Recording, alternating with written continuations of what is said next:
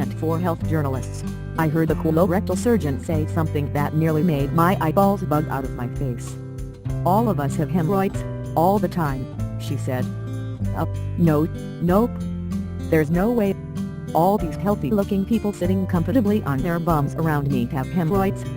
Here are 5 things your butt is trying to tell you.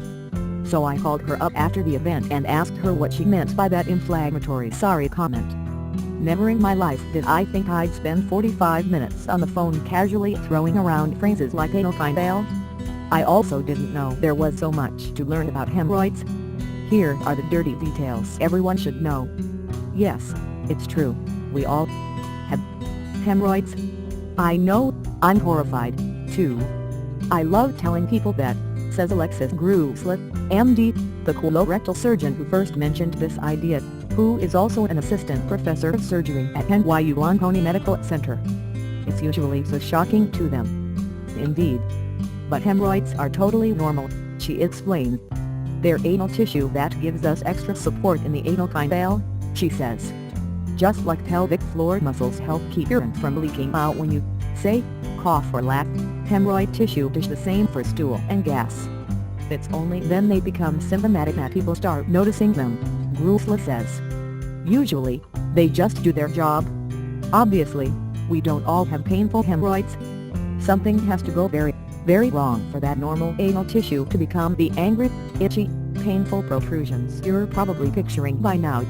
The key culprit is abdominal pressure, Gruslick explained, whether that's from straining to go to the bathroom because of chronic constipation, excess belly weight, pregnancy, or even lots of long-distance running.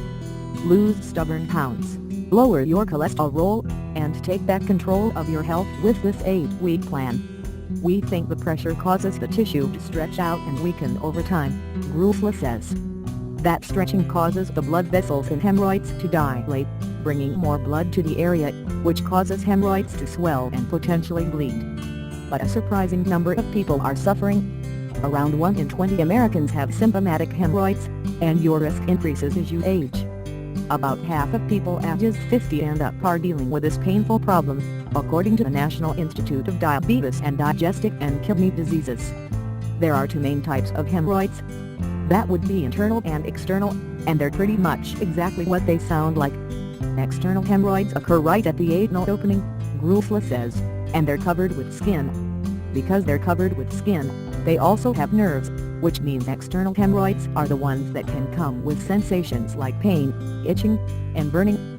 Internal hemorrhoids, on the other hand, are inside the anal canal. You obviously can't see them, and because they're not covered with skin, you won't feel any symptoms from them, either. However, internal hemorrhoids are more likely to bleed, and, if the situation gets really dire, they can prolapse, or fall out of the anus. Uncomfortable, sure. Harmful, not so much. Okay, so that description certainly sounds miserable, but the faint glimmer of good news here is that hemorrhoids aren't going to cause any direct harm to your health. They're not related to cancer in any way, few.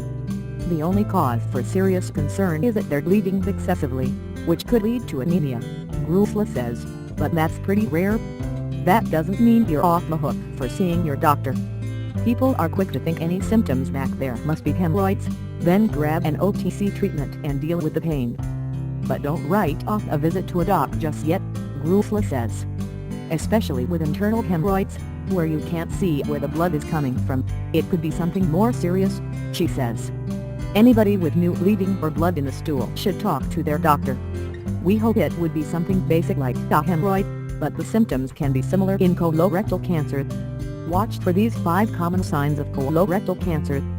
Plus, lingering symptoms could actually be due to other causes, like fissures or warts, she says, which would warrant different treatment. The simplest way to avoid hemorrhoids is to examine your toilet habits. The toilet may be a porcelain throne, but you should not treat it like your personal vent palace, Gruslick says. I see people who act like it's an escape from work, life, everything, she says. People tend to spend a long time sitting on the toilet, even if they aren't necessarily constipated, reading or playing on their phones. Besides that being pretty filthy, maybe that's why 16% of cell phones carry traces of fecal matter that's also bad for your bum, with your cheeks spread over the toilet seat. The pressure grows on anal tissue, contributing to blood pooling in hemorrhoids and making them swell. A good bowel regimen is the first step of treatment for people with hemorrhoids, Grufla says. Limit time on the toilet, don't bring reading materials, and leave the phone at the door. Constipation is a major trigger.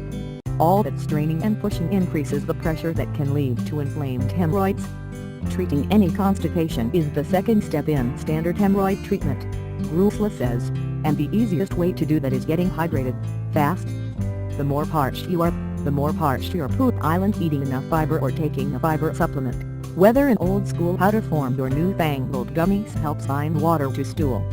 That way, it will be softer and pass through less traumatically, she says. The ideal, the kind of food that glides out so effortlessly you almost don't even need to wipe. If you're still stopped up, constipation meds may help, Grufla says, but most people will get better by increasing hydration and fiber. That hemorrhoid cream probably won't help. You've cringed at the embarrassing ads, but you can probably save face at the pharmacy by avoiding over-the-counter hemorrhoid creams. Most patients don't find them that helpful, Grufla says. If you're looking for quick symptom relief, draw yourself a warm bath, she says. Soaking the area can help soothe some irritation. Wiping with witch hazel may also help, she says. In rare instances, serious hemorrhoids may need to be removed. Doctors use a number of different techniques to do so, including ligation, which uses rubber bands to essentially choke a hemorrhoid until it falls off, staddling, infrared light treatment, and, as a last resort, surgery. The surgery is simple, but the recovery is miserable, Grufla says.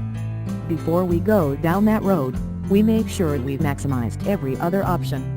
Don't blame hemorrhoids on heat.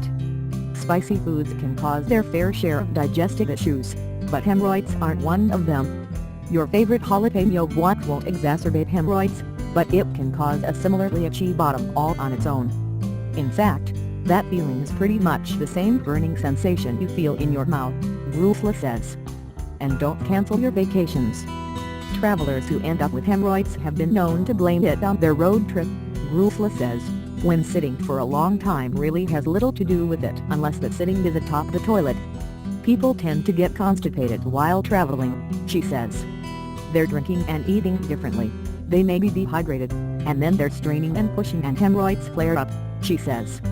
Here's why flying can make you a bloated, constipated mess. Drink plenty of water while traveling, and consider taking a fiber supplement or constipation medication with you. If you like the video, give it a thumbs up and share it with your friends.